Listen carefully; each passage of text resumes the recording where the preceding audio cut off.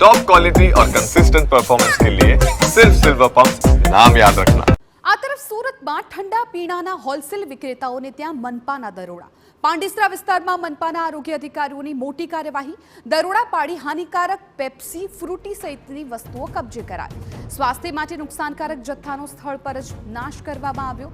અખાદ્ય 80 kilo food, 1000થી વધુ Pepsi, 7 litre ફ્રૂટીનો નાશ કરવામાં આવ્યો। દુકાનદારો કોઈપણ પ્રકારની માન્યતા વિના જ કરતા હતા વેચાણ। પાંડેસરા, ઉધના, ડિંડોલી સહિતના વિસ્તારોમાં ઝાડા ઉલટીના કેસ પણ વધ્યા છે।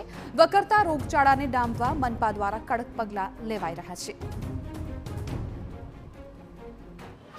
રોગચાળાનું પ્રમાણ હમણાં વધી રહ્યું છે, ત્યાં એક ઝુંબેશ હાથ ધરીએ છીએ, તેમાં અમારી એક ટીમ બનાવવામાં આવેલ છે અને ટીમ દ્વારા જે આવા વિસ્તારો છે ત્યાં કોઈ પણ અખાદ્ય વસ્તુ જેવી કે ઠંડા પીણા છે, કોલ્ડ ડ્રિંક્સ, મતલબમાં જે પેલા પેપ્સી જો બાળકો લે છે, અત્યારે ગરમીના કારણે આવું બધું લોકો વધારે પીવાનું પસંદ કરે છે, ઠંડા પીણા કે આ પેપ્સીઓ, તો તેને અમે જગ્યા પર જ જઈને જે તે દુકાન પર સંસ્થા પર ચેક કરીને જો મળતું હોય આવી વસ્તુ જમા લઈએ છીએ। અખાદ્ય જે ખરાબ ખાવાની વસ્તુ જેવી છે એ બધી જમા લઈને તાત્કાલિક એને જગ્યા પર નાશ કરીને પાવડરનો છંટકાવ કરીને એને આમની સાથે ગાડી પણ છે, કચરાની ગાડી, એમાં અમે નાશ કરી દઈએ છીએ અને તાત્કાલિક ટ્રાન્સપોર્ટેશન મોકલી આપીએ છીએ।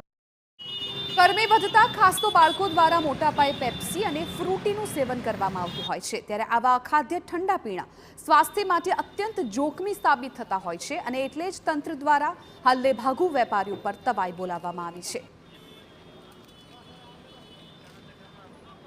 તો સુરતમાં અત્યારે ગરમીને કારણે લોકો વધારે પ્રમાણમાં ઠંડા પીણાનો ઉપયોગ કરતા હોય છે, ત્યારે મનપા પણ એક્શનમાં આવી ગયું છે। જે અખાદ્ય જથ્થો છે ત્યાં દરોડા પાડવામાં આવ્યા છે અને મોટા પ્રમાણમાં જે અખાદ્ય જથ્થો હતો તેનો નાશ કરવામાં આવ્યો છે। 7 લીટર જેટલી ફ્રૂટીનો નાશ કરવામાં આવ્યો છે અને વકરતા રોગચાળા વચ્ચે તંત્ર હવે એક્શનમાં છે।